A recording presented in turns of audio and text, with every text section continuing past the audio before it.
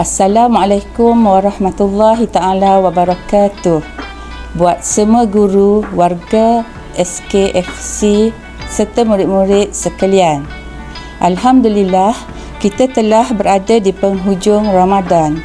Kita dah memasuki episod akhir 1 minggu 1 perkongsian. Ramadan datangnya begitu singkat, perginya begitu cepat. Maka sama-samalah kita kekalkan momentum dan istiqamah kita dalam meneruskan ibadat walaupun sedikit.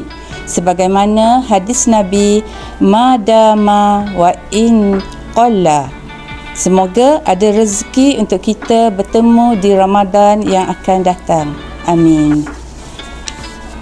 Hampir sebulan kita berpuasa, menahan lapar dan dahaga. Beribadat kita satu keluarga, tanda syukur disadubari jiwa. Ramadan bakal meniti penghujungnya, Syawal pula bakal menjelma.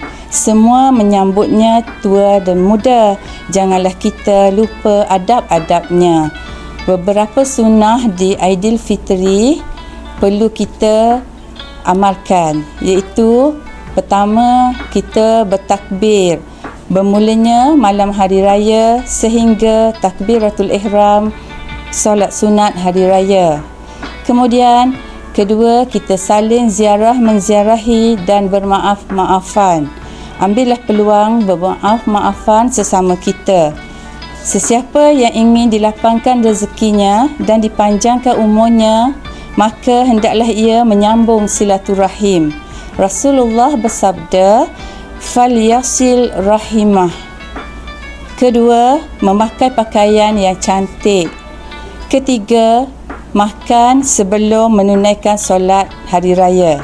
Inilah antara sunnah di Aidilfitri yang boleh kita amalkan. Akhirnya, selamat meneruskan ibadat puasa yang berbaki ini dan selamat menyambut Hari Raya Aidilfitri yang bakal tiba nanti. Moga kita semua sentiasa dalam rahmat Allah. Sekian, terima kasih.